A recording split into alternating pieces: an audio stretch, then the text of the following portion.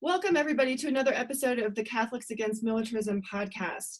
Today is March 20th, 2020, and we are publishing this podcast on the 17th anniversary of the invasion of Iraq. And I have with me today a very special guest. His name is Mark Scibilia-Carver, and he's a husband, a father, an arborist, and a Catholic peace activist. Welcome to the program, Mark. Thank you so much for being here. Oh, thank you for having me on. Yes, so Mark started a website that's very, very important, and I'm very excited to spread word about this website. It's called thecatholicCostOfWar.org. And basically, Mark has been hard at work, single-handedly compiling a scroll of remembrance for all the Catholic soldiers that have died in the War on Terror. So, Mark, I was wondering if you could tell me a little bit about that project, when it started, and why you started it. Okay, well, maybe I should just read the introduction that I wrote, along with a little help from Robert Waldrop from the Oklahoma City Catholic Worker. I'll just read that. It'll give you into the how and why a little bit of what. Okay, perfect. These pages are dedicated to the U.S. Catholic victims of the wars in Iraq and Afghanistan, both soldiers and civilians who have been killed in these unjust wars, and to the memory of Ben and Elizabeth Salmon, Catholic resistors of World War I. Ben Salmon was the first U.S. Catholic to write a complete refutation of Christian just war theory. This scroll also serves as an indictment of the Catholic bishops of the United States, whose response to these wars has been characterized by cowardice, moral laxity, and relativism, to the point that they are guilty of material cooperation with the objective evil of unjust war. We were surprised to learn that the Archdiocese for the Military Services, the AMS, does not keep a record of those killed while under its care. Instead, this scroll had to be compiled by researching a website which listed casualties provided by the Pentagon, and a site honoring some of the victims of PTSD suicide who have numbered 22 every day for some time, according to the U.S. Department of Veterans Affairs, both while in service and after discharge. It was most difficult to find the names of Catholic military contractors who have been killed, though they may number as many as the military casualties. Since many names could not be found for whom a massive Christian burial or memorial mass was offered, we would like to see every diocese compile and publish all these names from their parish funeral records so we can have a better idea of what these wars are costing our church. While only a few are listed here, we pray and grieve for all victims of these wars. If we could list only the civilian murders for which the United States is directly or indirectly responsible since the slaughter of the 1991 Gulf War, that list would be hundreds of times longer than the list of all U.S. casualties. Only God knows the number of the unborn who have been murdered, most often along with their mothers, but certainly many mothers, babies, and families have experienced this great evil. It seems certain that more Iraqi Catholics, mainly Chaldeans, have been killed than U.S. soldiers in both wars. As Pope Benedict XVI said when he echoed Benedict XV's comments about World War I, war is a useless slaughter that brings hell to earth. Almost invariably, priests and bishops who spoke at these funerals showed a complete acceptance of Catholic participation in unjust war, often employing the same platitudes used in the secular military world. The most frequent scripture reference in the homilies was John 15:13. A man can have no greater love than to lay down his life for his friends. Verse 14, you are my friends if you do what I command you, was never used. We found only 3 instances where a homily truly applied the gospel to war. You can see Jesse De La Torre under Illinois, and Luke Yepson and Matthew Mendoza in Texas from the scroll. Yet this is the real support that our religious leaders owe to the souls entrusted to their care. It is our prayer that meditating on these names will hasten the day when no diocese or parish will be ashamed to preach and teach Jesus' gospel of peace and nonviolence. If you would like to have a name entered on the scroll or make a correction, please contact us. Remember to check your parish funeral records. And then please pray for these men and women and their families and arrange for masses to be celebrated for the repose of their souls. Eternal rest grant to them, O Lord, and may perpetual light shine upon them. May their souls and all the souls of the faithful departed, through the mercy of God, rest in peace. So that's the introduction we came up with for this scroll. Amen. Wow, that's really incredible that you've been putting this together. I just spent about an hour this morning preparing for this podcast, and as you said, reading through the scroll. And wow, it's a powerful experience. These men and women that have died in these wars, they're not just numbers. They're people. They were young, many of them. Many of them left behind wives, children. Many of them were fathers, mothers, and when you start to read the details of every single one, it really is like a meditation about the true cost of war. We hear a lot about the cost of war in terms of how many trillions of dollars is expected to be spent, and then of course the budget is always exceeded and it goes on longer than planned, and the monetary cost of war in terms of our taxes and all of that. But we don't really, I mean, unless we're personally affected by a death, we don't hear much about this. And so it's really interesting that you said that the Archdiocese of Military Services doesn't keep this list. Right. I tried. That was the first thing I did. I began this when I actually, I was reading a copy of Catholic Peace Voice, a newsletter of Pax Christi USA. And there was a letter from a father who had lost his son in Iraq. And he was upset with his bishop because the bishop had never taught clearly that it was an unjust war. Didn't provide that moral leadership that his son might have paid attention to. So I thought, well, how many other Catholics are there who have been killed in these wars? And I phone called the Archdiocese for the Military Services because I knew that soldiers were under their care when they're in the military. And it took me a month to get an answer, but they didn't have an answer. They didn't know. They didn't know how many, because the funerals for all the soldiers when they come home, their bodies come home, happen in their home parish and diocese generally, and they're not responsible. They don't get involved in that typically. Yeah, that's interesting. I called them once to try to get a list of the number of Catholic conscientious objectors from the war since 2001, 2002, when we went into Afghanistan, and they said, oh, we don't have that list. We don't have those names. We don't keep those records. Yeah. So there's a little bit of a, I don't know, record keeping problem, I think, there, or maybe they just don't want to publish the information.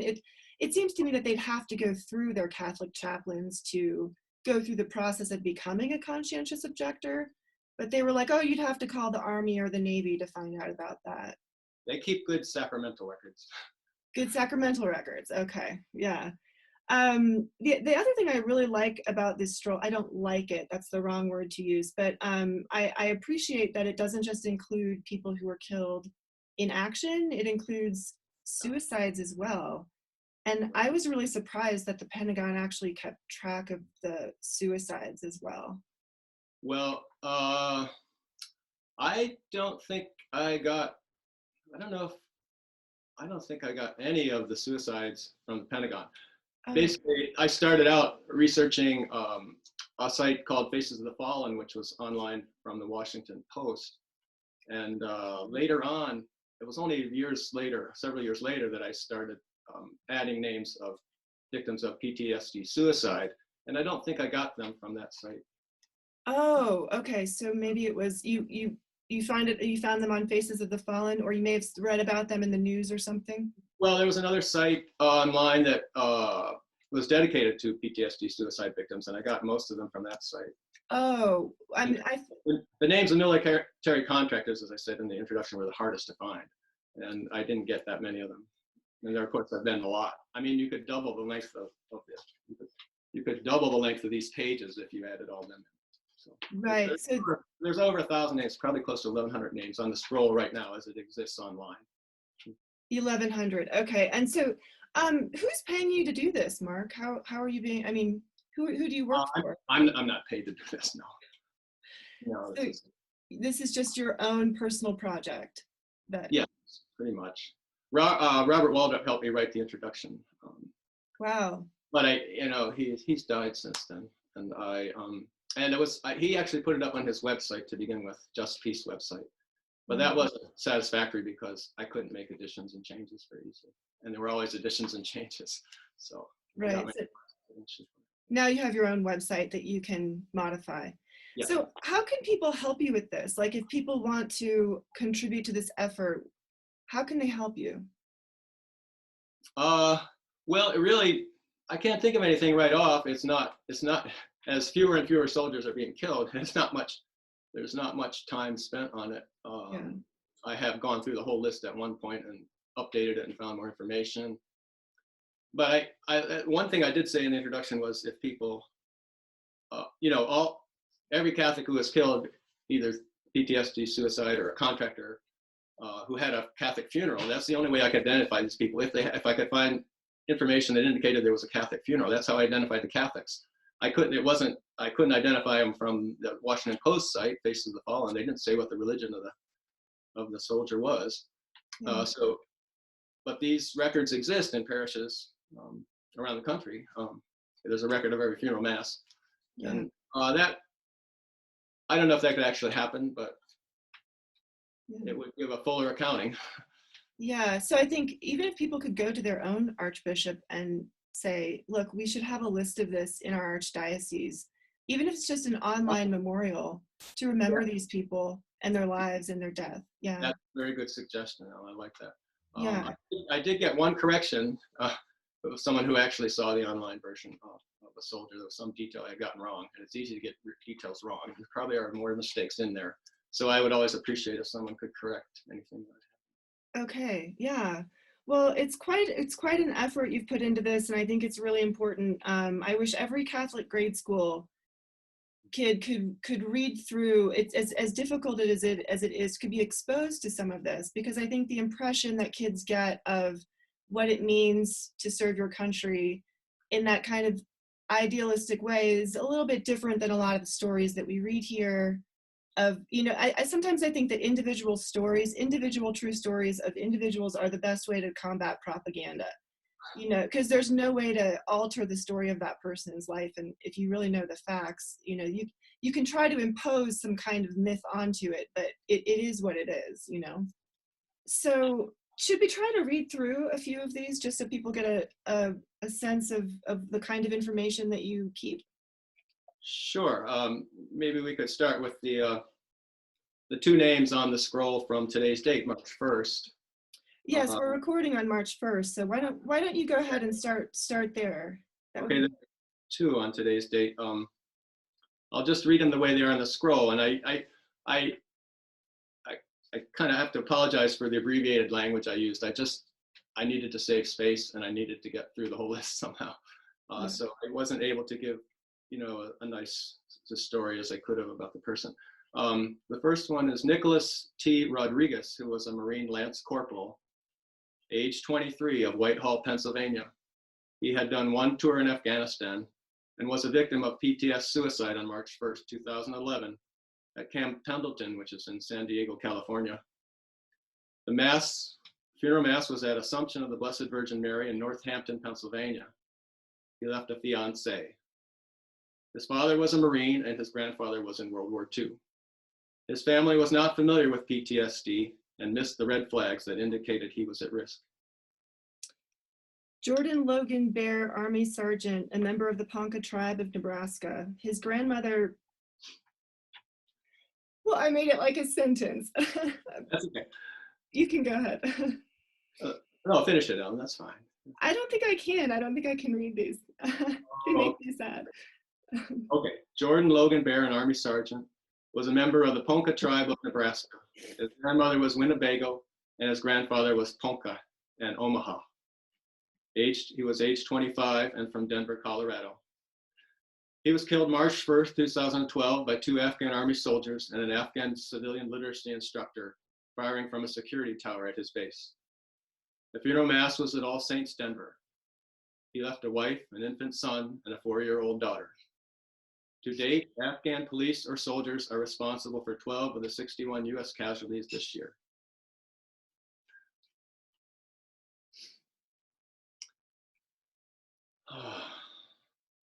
It's really hard to read through these. Yes, I stopped more than once collecting names when I did it rather methodically. I was trying to get through a list, but sometimes one would really get to me, and I said, that's all I can do. And there's so much sadness and heartache on each one of these. It's hard to go through them. I think if people would do this, maybe they would take their home state names from their home state, or Yeah. there is, and try to get through them. It would have quite an effect on people, I think. And the other thing I added later to this was in the back, which is online, is the names arranged by diocese and parish. So you can see, and you could go to your own diocese and see who is on the list on the scroll from your diocese, and maybe perhaps even your parish. Yeah. You don't know them. And there's also a calendar, a scroll calendar, which all the names are arranged by calendar date. So if you want, like I just gave you we just read the first from March 1st, you could pick any date and find who is on the scroll from that date. So you could pray for them at Mass if it's a Sunday. Yeah. Add their names for your Mass intentions. That's a great idea. That's a great idea. I knew I wasn't going to make it very far in this episode without tearing up. It's another thing I really like about this is it's a really good lesson in this. We can't be reductive when we talk about these people and their lives and their families. There are some instances in here of people who aren't even they're not even Americans. One person was orphaned in the Civil War in Guatemala, Jose Antonio Guitirrez, and he was a green card draftee. So he joined the military in an attempt to try to become a citizen, and he needed to earn money to send home to his sister. Yes. He lied about his age to get into the United States.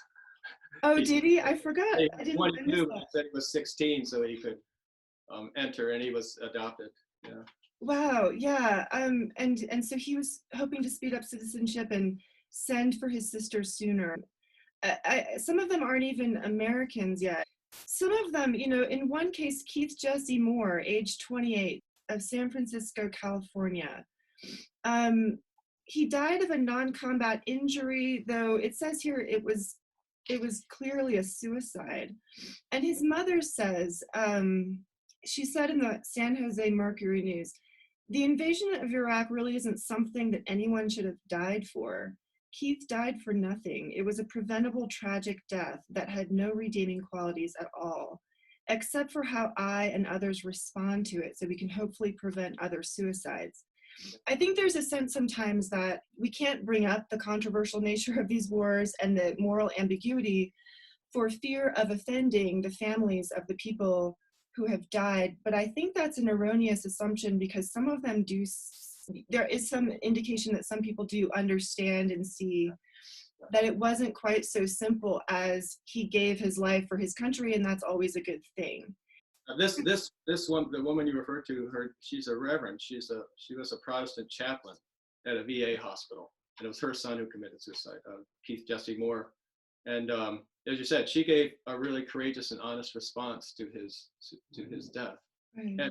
And she's not the only one who did that on the list, but it's not the most frequent response. The military tries to comfort the bereaved families with the same shtick every time.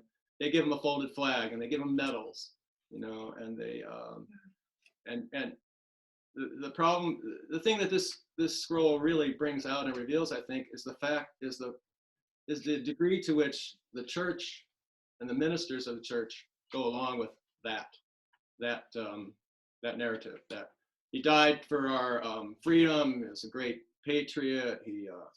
And then all the things you hear as secular support for the military and militarism and the wars. And then they just repeated those things. And they allow into the church the military pallbearers. They let commanding officers speak from the pulpit. They have the Patriot Guard riders with their flags and their motorcycles outside. This is the typical military funeral is quite an event. But women like Susan Turley, mothers, put the lie to all that when they really tell the honest truth about it. Yeah, and some of the soldiers themselves seem to have mixed feelings about what they were doing. Not all of them. I mean, some of them really are very proud of what they've done, and their families are very proud of them. And it's certainly, this is like the hardest episode I've ever done, because certainly, you know, there is a lot of courage that requires, and there are certain virtues that you can see in the life of a soldier, and you don't want to be insensitive to that. However, I'm looking at Aiden Gonzalez Jr., Marine Sergeant. He was 28, from Bakersfield, California. In a letter home, he asked for prayers for his comrades, as well as for the innocent children that have to live day after day in this war zone. Our gun bursts wake them up at night, and I can hear them crying. He said, "It haunts me to know that they frequently become victims of our bombs and missile strikes. They are no different from my own children." So, you know, there's some sense sometimes that they were struggling with what they were doing. But on the other hand, you have some that say, you know, we can be sure that Nicholas has fought the good fight as a faithful Marine. We can be sure that he has run the race to the finish, that this young man of faith and dreams and spirituality has kept the faith. Sometimes I saw frequently that the Battle Hymn of the Republic would be played at the funeral. And I even saw one instance when the priest in the homily said that we can be assured, oh, here it is, Mark Rochetto de Alencar, I'm sorry if I'm mispronouncing that, Special Forces, age 37. A homily was given by Deacon Ray Van Pelt, an Army veteran who serves at St. Joan of Arc in Aberdeen, Maryland. He said, "In the greatest love and sacrifice, Jesus took on all the sins, the hurt, and grief that could be thrown at him." The same, Deacon Van Pelt continued, could be said for the soldier, de Alencar, who said, "Gave his last full measure of devotion for those oppressed by evil." In a remembrance after Mass, Father Ward said, "And there's no question he's in heaven because of his service and the life he gave for other people, just like Christ did." Yep. The entrance to the church was decorated with red and white and blue streamers and other patriotic mementos created by the preschoolers of the parish. He left a wife behind and 4 children. So when you have a priest telling people that it's assured that he went to heaven because he was a soldier in war, that's just straight up not correct theologically. Yeah, I guess a sure way to get to heaven is to be a soldier and die in war. Like that's a ticket to heaven? I you know, the ones that had the hardest time are, you know, not the ones that are secular, that repeat the same secular cliches about, you know, dying for our freedom and our American way of life, which happen oftentimes in homilies. The worst ones are the ones that make explicit comparisons between what a soldier does and what Jesus did, and that one is one of them. There are others that did that too. And as I say, the most frequent scripture reference in a homily was that reference to John's Gospel, "There's no greater love than to lay down your life for your friends." Mm-hmm. And when I was researching, I kept seeing that over and over and over again. That is the most repeated theme at a funeral. And that's, you know, it's meant to be the ultimate pastoral comfort to the family. The soldier imitated Jesus. I mean, what more could you say to comfort a family than, you know? Mm-hmm. But as you say, it's just not true. It's not the truth of what Jesus did. It's not the truth of what he taught us. And that the responsibility for that is on church leadership primarily. You talked about one of the soldiers, Aiden Gonzalez, who was a Marine sergeant, and talked about how he really had a hard time with knowing that the war was interfering with the lives of children and causing them great trauma. And he said they all have the right, just as my children would, to live in peace. And I think, you know, we're told not to judge because we don't know the state of any of these people's souls. I mean, killing is a mortal sin, but in order for something to be a mortal sin, you also have to do it in full knowledge of that it is a sin. And then you also have to commit that act in full freedom. And so the reason we're told not to judge is because we ourselves don't know. Only God knows the state of that person's mind and heart. How much freedom did they really have? How much did they really know? Yes. So you can see that in Aiden Gonzalez again, who seems like he was a really nice guy, very sensitive, and cared about children, and who knows why he decided to go in the military, or what he thought his role was, or what he was doing there. so I think the greater responsibility is on those in the church who have a responsibility for catechesis, who have responsibility for evangelization, for teaching the gospel, for preaching the gospel. And I think that's ultimately the bishop's role in a diocese, is teacher of the gospel for his people. And that's why it's very sad to say that only one bishop who was an ordinary in this country actually taught clearly against the Iraq War.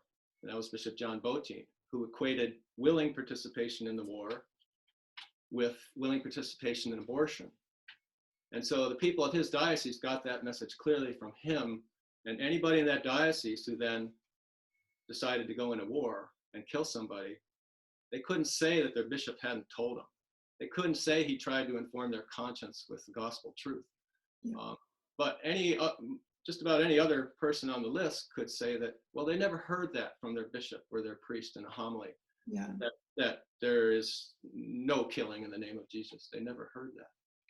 Right, and I think even if you do hear that one time from your bishop, and I applaud him for doing that, and I hope to get him on the podcast and find out how was it that you were the only one to do this? When you've grown up your whole life hearing more about Veterans Day than you do about St. Martin of Tours, when you grow up your whole life standing to applaud veterans on Memorial Day and the 4th of July and Veterans Day, when you see the soldiers' funerals decorated with red, white, and blue, when you see the United States flag on the altar, this is inculcated in us from day one. So it's really, there's a lot of cultural programming that goes into the idea that this form of service is compatible with following Christ, not only compatible with it, but the most compatible thing with it that you can do with your life.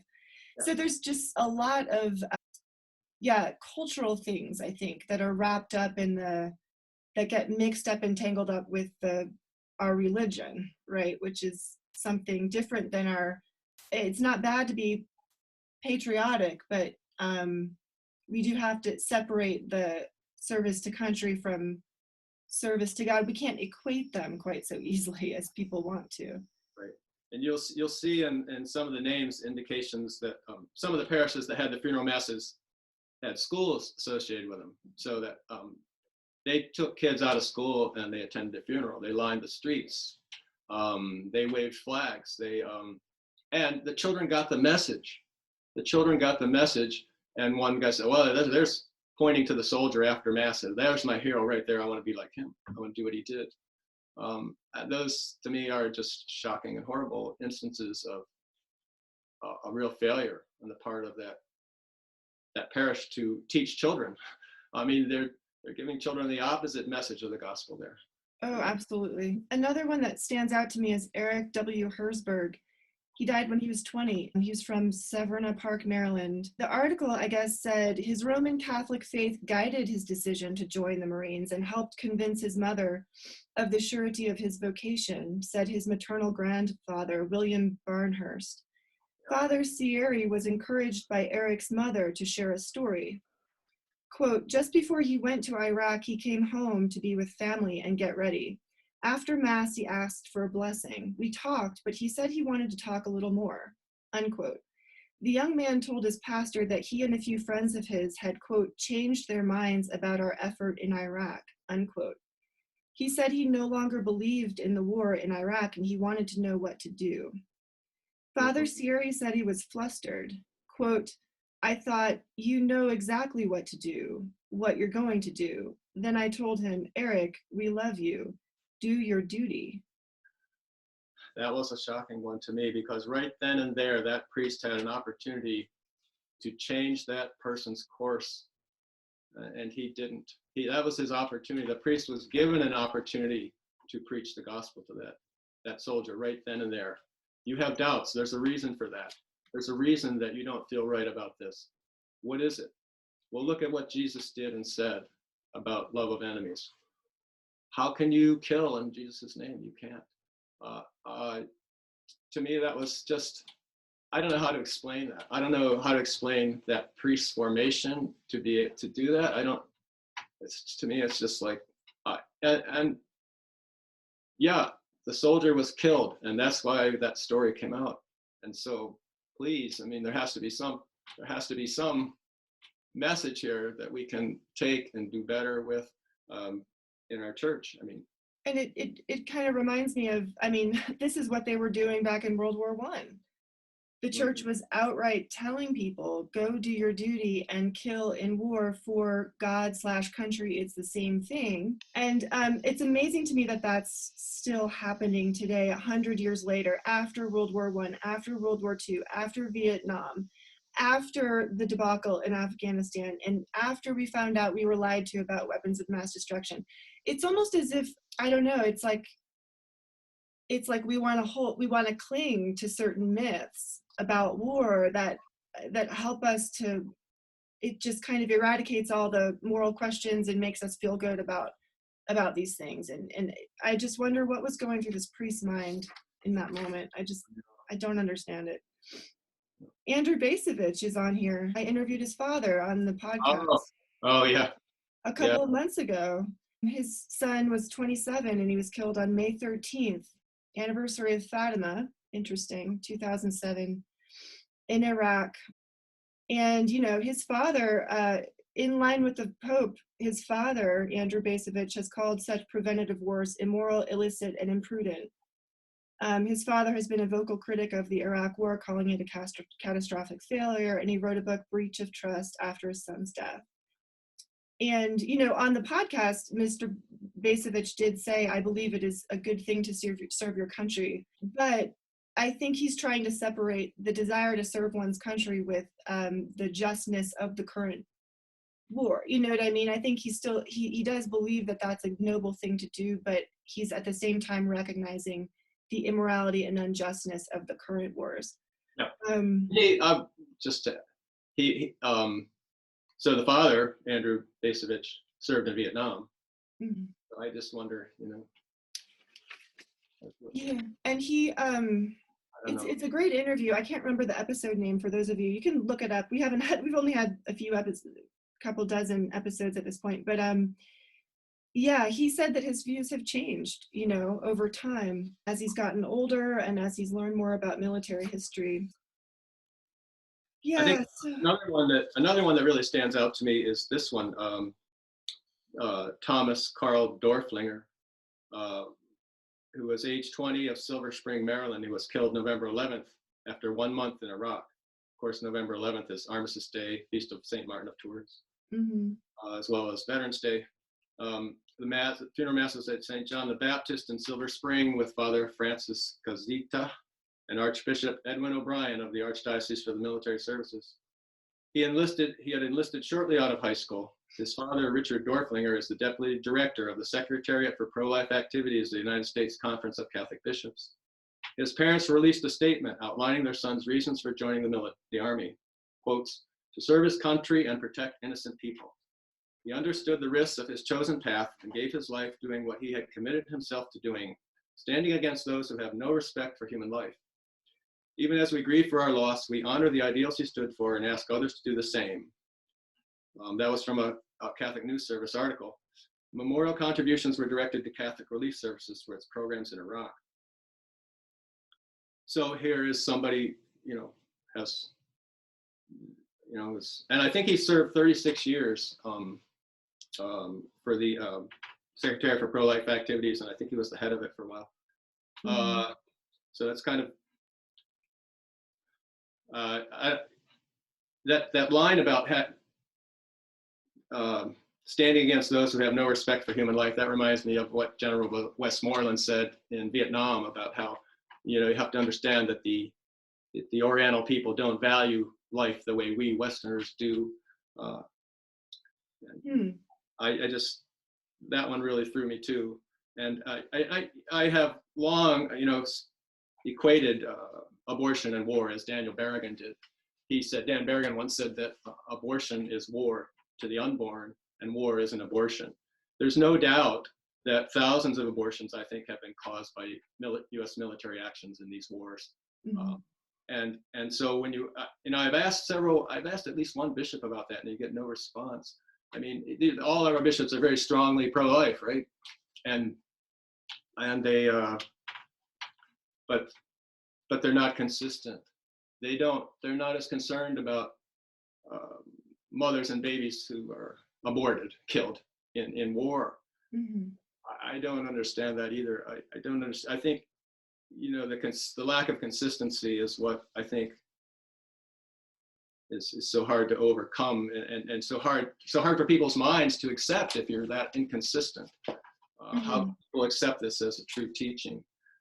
Yeah. That all human life is valuable. We believe that everyone's made in the image of God, and yet you can say you're against abortion in the United States and accept abortion done through warfare over there. And it doesn't make any difference to the unborn or those who are killed, whether it's, Yeah, just thinking about the shock and awe campaign, in that campaign alone, how many pregnant women spontaneously aborted their child. Another one that stands out is Jonathan Michael Cote, age 23, of Buffalo.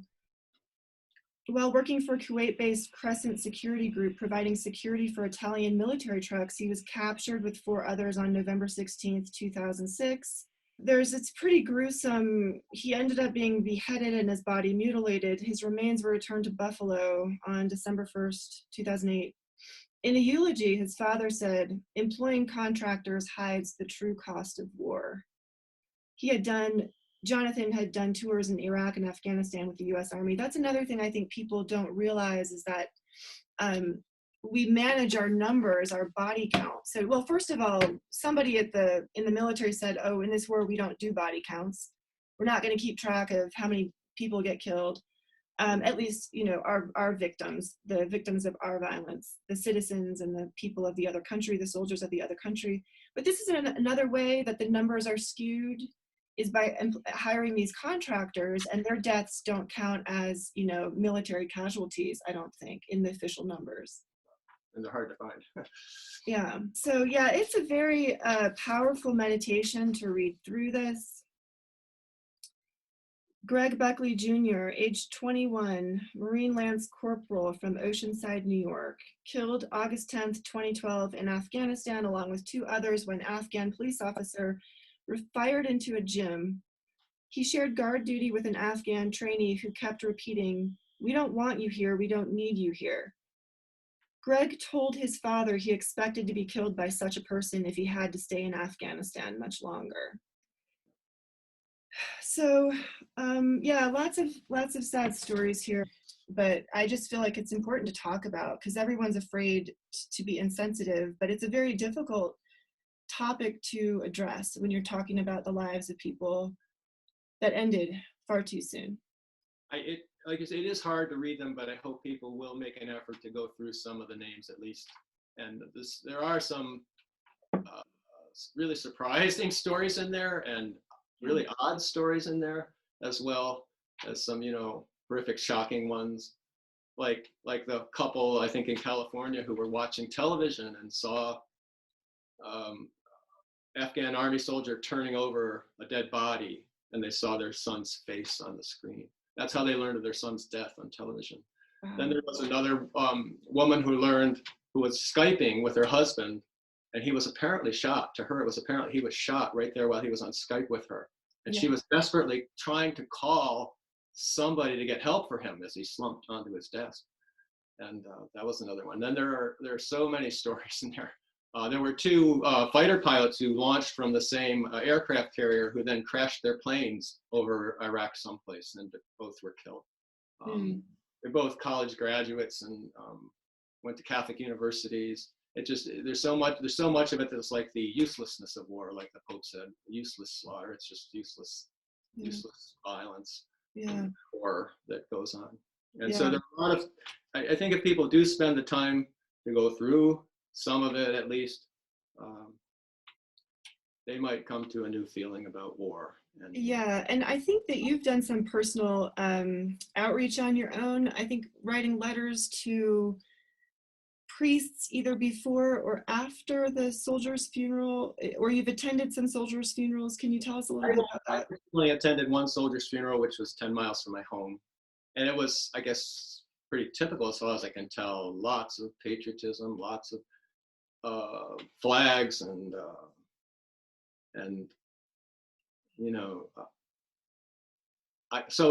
just having seen one of them, I can imagine when I read details about other ones, how similar they were. Mm-hmm. And it just gave me a feeling for them, but I really only have attended that one. And you've written some letters? In recent years, initially I started out with a very old list. The names I was pulling out were, the funeral had happened, soldier had died, funeral had happened some time before. But in recent years, I came up with the idea that, well, if I learn of a soldier's death and soon enough, and the funeral soon enough, we could actually write a letter to the priest or the bishop and do something, try and do something to keep the funeral from being so militaristic. From their great displays, and I think they serve the military. The military is very conscious of this. They serve as a recruitment tool to recruit more of our youth to join the military and go to war. Mm-hmm. And so, I hope to prevent that. I really feel like we really owe our children, our youth, a different thing than different message than what they get. And the message they get from these funerals is, yeah, that's a great way to spend my life. Youth are idealistic if not fully formed in their minds, not mature in their minds about what the results of their choices are. So I think, so we tried that. We wrote, and I think I've done it half a dozen times.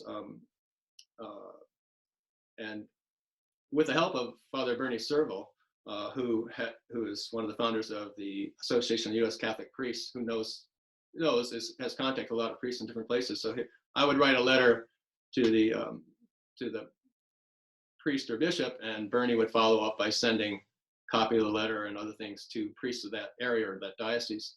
Mm-hmm. So we tried to forestall, I guess, the degree of militarism that's present at those Catholic funerals. I think that you provide such a important voice. Did you hear back from any of them? Did any of them take issue with your letter, or did they say thank you for sending this? Or no, I think I got one response from somebody who was a bishop who was out of town at the time. So he really couldn't have done anything about it. So it wasn't a response. Yeah. Well, I still think it could have had some effect in toning it down a little bit, because they are really, they're red, white, and blue occasions. And the church just welcomes that right in, is because it's part of what they think is the pastoral care for the bereaved, I guess. And there are, as I mentioned again in the introduction, there are only like 3 instances that were other than that I found. A priest in Illinois who actually said, we're not going to let our grief over the loss of our friend justify this war. The gospel of Jesus condemns this war. Very clearly said it. Wow, he said that at the funeral. Said that at the funeral mass. Can you repeat that, what he said at the funeral? It's actually it's in the front piece of Illinois too. And each state, the scroll is arranged by state, and each state has a quotation at the beginning of it. So, and the one for Illinois is from this Father Tim Piasecki from Illinois. At the funeral for Jesse De La Torre, who was a Marine Lance Corporal from Aurora, Illinois, who was killed April 16, 2007 in Iraq. The Mass was at St. Mary's, Aurora. And Father Tim Piasecki said, I don't want our loss in any way to bless this war. The teachings of Jesus condemn this war. That was part of this homily. Wow, that's amazing. I think that's important to separate, grieve the loss of the life, absolutely, but without condoning, the activity of war. Or condemning the soldier. Yeah. Yes, or condemning the soldier. James S. Jimmy Calitz, Marine Corporal, age 32, of Hampstead, North Carolina, and Philadelphia, Pennsylvania, joined the Marines in 2001 and served in Iraq and was honorably discharged, but he was a victim of PTSD suicide on August 31st, 2013. He left a wife and 3 daughters. His sister said when he came back, he was closed off and didn't speak and changed. A lot of situations he had to deal with were kill or be killed with women and children, and that was something he could never let go of. The family said it took him 10 years to open up about what happened overseas. The suicide rate of veterans should make us wonder about, when we're engaged in holy pursuits, holiness, it brings joy, even in suffering. And holiness does not lead to despair. To say that you can go to war and do the kinds of things you do in war and go straight to heaven is completely misleading, and it's a lie. And you don't have to listen to the priest. They can keep telling you that, but look at the suicide rate. What happens to these people when they come home? We have to look at that. We have to look at that. And what you hear about, the issue of suicide, PTSD, comes to the priests in the parishes. And the chaplains, military chaplains, from PTSD also. But their approach is, well, how to deal with it after it happens. How to be pastoral, how to counsel, how to help these people who are suffering from PTSD and are potential suicide victims. Yeah. But I think it would be a lot better to go back and teach differently, teach truths of the gospel differently, so that you don't get in a situation of kill or be killed. So you refuse to kill. So you take the risks of that, if there are risks to refusing to kill, and you're willing to do that. And I just think it's something that we need to honestly deal with, instead of spouting off these platitudes about dying for freedom and dying like Jesus on the cross if you die in war. It's not healthy. It's not correct, and it's doing a lot of damage. Yeah. I think we said we were going to try to go for 30 minutes. I just wanted to tell people about an article that Mark wrote called An Invitation to Rethink 100 Years of Catholic Support for War. In case you didn't know, the U.S. Conference of Catholic Bishops was established initially as a war council to support World War I. And I think when you understand how it was established, some of these questions about why do they not speak out against war become a little more clear. Yes. Yeah, so that's a great article. I don't know if you want to say anything about that real quick, or I can just link to your article so people can read it. Yeah, it's I think it really would do us well to pay attention to history of 100 years ago in the Catholic Church. 100 years ago, the Bishops' Conference formed. They called themselves the National Catholic War Council. There's a whole booklet they published about how they supported the war effort. Congress voted, the Senate, and then the House on April 6th in favor of the President's war resolution. And it was only several weeks later that a group of Catholic bishops meeting at Catholic University of America wrote a letter, of the most effusively patriotic letter you could imagine, promising to support Wilson's war and provide Catholic support and coordination for that effort. And I think it was hand delivered to him by, I'm not sure, I couldn't figure this out, but by Cardinal Gibbons, who was the premier Cardinal Archbishop in the United States at the time. And they sent that to him, and they followed through on it. They formed themselves eventually as the National Catholic War Council, and there were, they did everything they could to support the Catholic war effort. I guess the idea being that, well, Catholics to be accepted in the United States had to prove that, you did it by fighting in the country's wars. That's how you showed you were good, loyal Americans, I guess. And it did that, the United States entered the war very late, and the world had already witnessed millions of baptized Christians killing each other in World War I. And there's a film out now called 1917, which shows a lot of that violence pretty explicitly. I haven't seen it, but despite that, they supported the war, and despite the efforts of the Pope, Benedict XV, they supported the war and ignored him effectively, his efforts for peace, and because they had already formed themselves as a National Catholic War Council to support the war. So if you look at the history, Catholics, I think, need to look at the history of 100 years ago in World War I, and I think they should be able to say, yes, that was an unjust war, and we were really off base. We really made a huge mistake there. And all the militarism that has crept into the church since then wouldn't have happened if if the United States bishops just would have followed the lead of the Pope at the time. Yes, exactly. Who was absolutely against it, and yeah. Well, he was absolutely against it, and had a peace plan, actually, as I mentioned in that article, to end the war, and Gibbons just ignored it and went on. Yeah, I'll link to it. It's a great article that'll give you some history about the Catholic bishops and their foundation and origin in the War Council. It was written for the occasion of a bishops' conference meeting that celebrated their 100-year anniversary in Baltimore. That's why I wrote that. And so there was every indication at that meeting that they were continuing in the same line. I mean, the president of the conference at that time was Cardinal DiNardo from Galveston, Houston. Every indication that they were going to support U.S. and its military exploits for the next 100 years. So I hope people will get to read that too. I think it's critical that we change course here and not give another 100 years of blind patriotism and support for U.S. war making.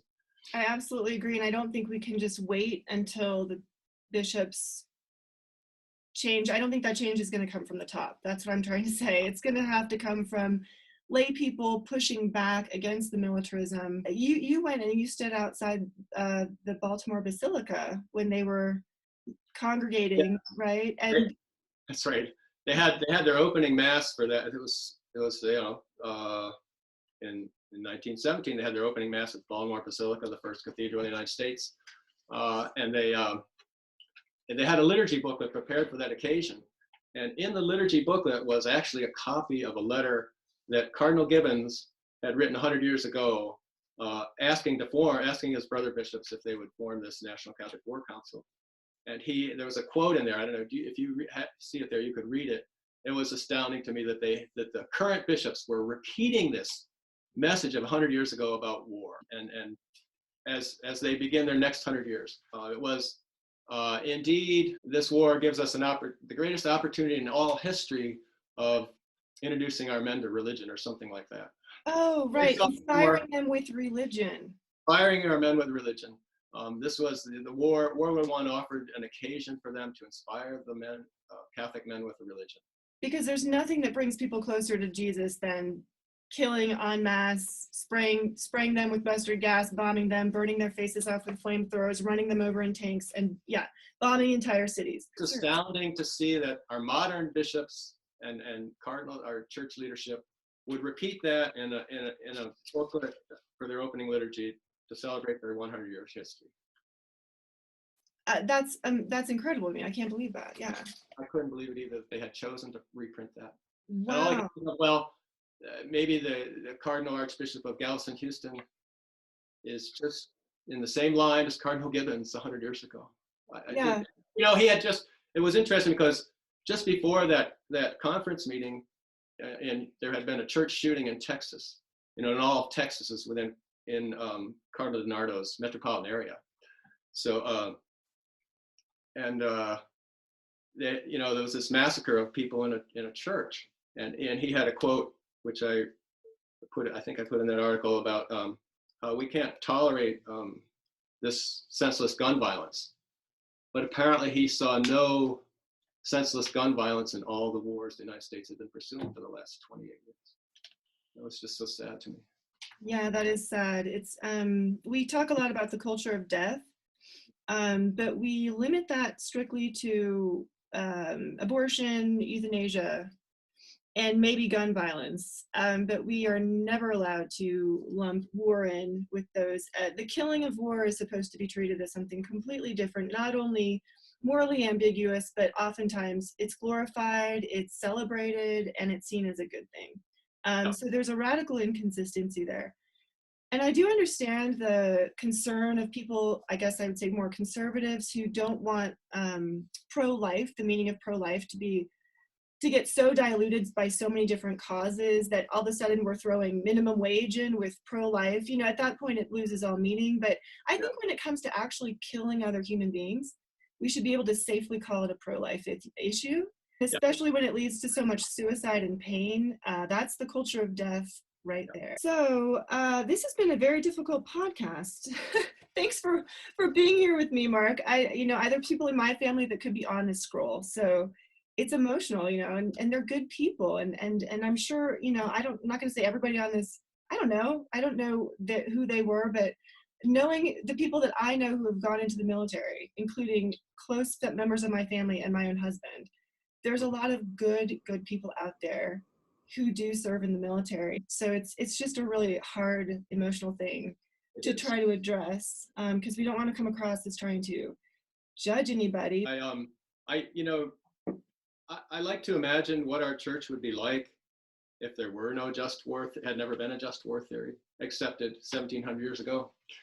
And, you know, if you look at today, well, what would it be? I mean, we wouldn't have ROTC programs in Catholic institutions.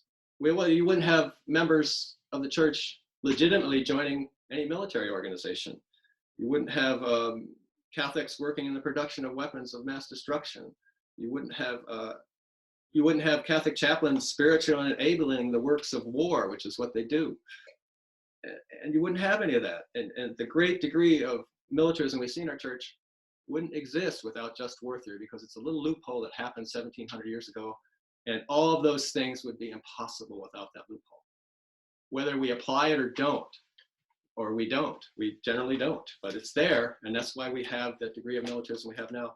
It's often said that St. Ambrose was the one to write the first just war theory. But really, I think the just war theory that has always been in effect and that has always been the operative reality was actually written by the pagan emperor Constantine. He's the one that actually wrote it, I think, because in January of 313, he made Christianity a legal religion in the Roman Empire with these words: "Let this be so, in order that the divine grace which we have experienced in such manifold ways may always remain loyal to us and continue to bless us in all that we undertake for the welfare of the empire." That, I think, is our operative just war theory, and always has been, regardless of what wars we've been in. Yeah, that's fascinating. Thank you for sharing that, Mark. I wonder what the world would be like without a just war theory. And recently, Patrick Coffin, a few months ago, he did an episode on his podcast about, do we really need the USCCB? So he's like, can we just get rid of it? And more, I've been wondering, what would the church be like without the USCCB? And because well, what are they really doing? I mean, to teach, catechize. Father John McCarthy talked about once something he wrote about how the Bishops' Conference acts as sort of a place for consciences to hide out. And I think that was true of the war in Iraq. I mean, our bishops knew that. Well, they never think of gospel nonviolence because it's a non-thought for them. They think in terms of just war theory, but they realized at the beginning of the Iraq War that just war theory wasn't going to allow Catholics to have anything to do with that war if they actually applied it.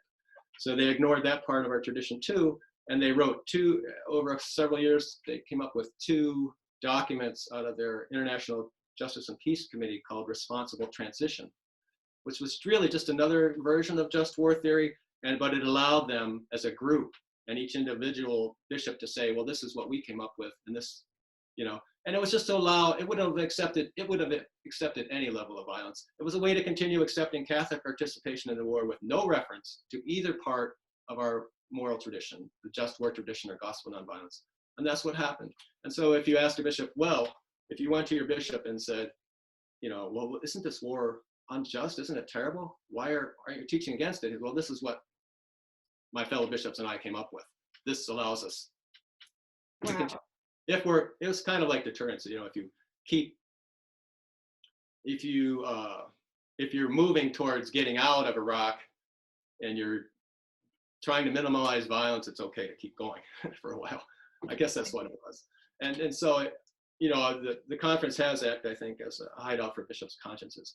But each bishop is responsible in his own diocese for teaching the gospel. So that's why I think what Bishop John Botein for the Romanian Catholic Diocese was so extraordinary, because he's the only one who actually taught with clarity that his people could have nothing to do with the war in Iraq, because it was totally opposed to Jesus and the gospel and didn't meet even the minimal standards of Christian just war theory.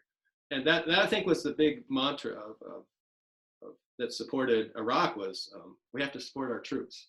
That the U.S. bishops did actually send a letter to George Bush saying that the war in Iraq would not meet Catholic just war criteria, and they asked him not to proceed with it. They did. All but 4 of them voted in favor of this letter, which was sent to President Bush. And that was just before the invasion. And as soon as the troops went in, they all proceeded to support the troops. That same mantra that was in the secular sphere, support the troops. They all did that. They all did that except Bishop Botein. And our own bishop in Rochester did that very explicitly. And I, despite the fact they had said it was unjust. So, and So the just Christian, just unjust warfare is totally useless. It just always gets us to the wrong place, always. Yeah. All right, Mark. Well, thank you so much for all of your work in putting together the Catholic Scroll of Remembrance. I encourage anybody to go and read it and pray for these souls. There is no guarantee that any of us are getting to heaven. We can't just say that because they were a soldier in war, they went to heaven. So let's pray for them and for their souls, and let's not forget them. Let's remember the cost. The true cost. Yeah, absolutely. All right. Well, thank you for being here on this most difficult episode, but thank you so much for all the work you're doing to remember these souls and not letting them fall down the memory hole, and just remembering this cost of war and yeah, all the nuance of these people's stories. They're not all the same. They're really not. So everyone was an individual. They all have their own story, and those stories deserve to be heard. So it is our prayer that meditating on these names will hasten the day when no diocese or parish will be ashamed to preach and teach Jesus' gospel of peace and nonviolence. Amen to that. Thanks, Mark. Thanks for being with me today. Thank you. All right. Bye-bye.